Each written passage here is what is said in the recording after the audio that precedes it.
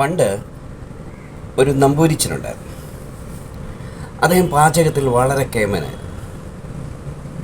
ഒരു ദിവസം അദ്ദേഹം നല്ല കണ്ണിമാങ്ങ അച്ചാറുണ്ടാക്കി. എന്നിട്ട് തൻ്റെ തറവാടിൻ്റെ നിലവറയിൽ ഒരു വലിയ ചീന ഭരണിയിൽ അതങ്ങനെ സൂക്ഷിച്ചു. അപ്പോൾ അത് എടുക്കണമല്ലോ, കുറേ ദിവസം കഴിയുമ്പോൾ എടുക്കുമല്ലോ. പക്ഷെ അത് നല്ല ഒരാൾ വരുമ്പോഴേ എടുക്കാവൂ. അങ്ങനെ അദ്ദേഹം തീരുമാനിച്ചു.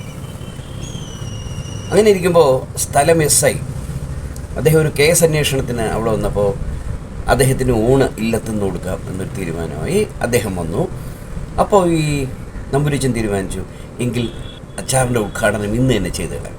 പക്ഷേ പെട്ടെന്ന് അയാൾ ഇങ്ങനെ ആലോചിച്ചു, ഇദ്ദേഹം ഒരു സബ് ഇൻസ്പെക്ടറല്ലേ, അതിൻ്റെ മുകളിൽ എത്രയോ ആളുകളുണ്ട്.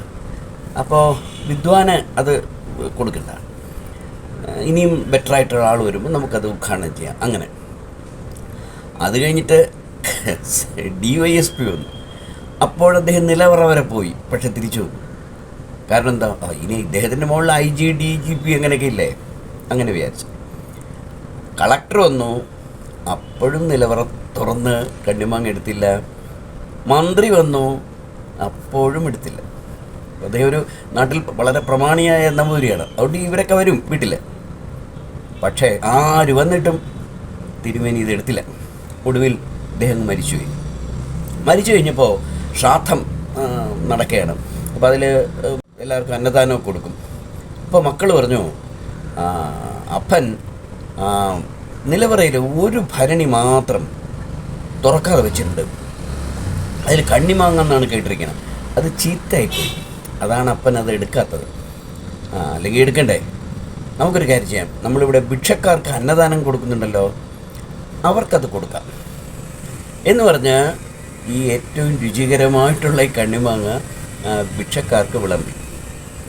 അവരതെടുത്ത് ടേസ്റ്റ് ചെയ്തിട്ട് പറഞ്ഞു, ഈ വൃത്തികെട്ട മാങ്ങ ആര് ഉണ്ടാക്കിയത്, കഷ്ടം എന്ന് പറഞ്ഞാൽ അവർ തുണികളും. ഞാൻ പറഞ്ഞത് വെറും കണ്ണിമാങ്ങയെക്കുറിച്ചല്ല, 2 കാര്യങ്ങളെക്കുറിച്ച്.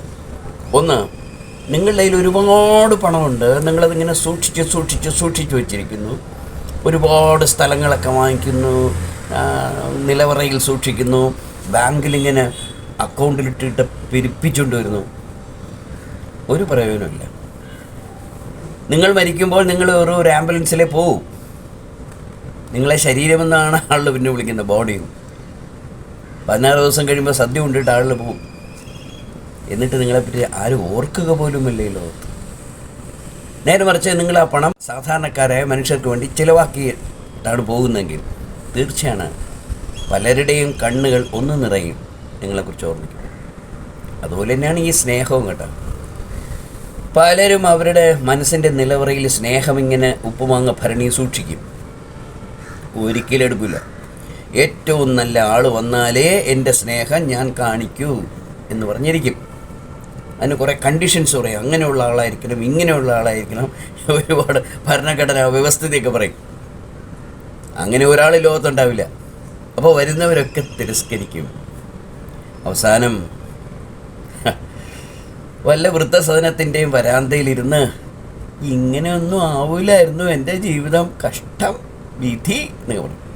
ഇത് വിധിയൊന്നുമല്ല. സ്നേഹവും ധനവും ഉപയോഗിക്കാൻ പറ്റുന്ന സമയം ഉപയോഗിക്കണം, അല്ലെങ്കിലുണ്ടല്ലോ ജീവിതം വെറും പാഴാണ്. ഇത് കേൾക്കുമ്പോൾ ചെല്ലു പറയും, അനുഭവസ്ഥൻ എന്ന് പറഞ്ഞേക്കാം, സാരമില്ല, അതായാലും കുഴപ്പമില്ല.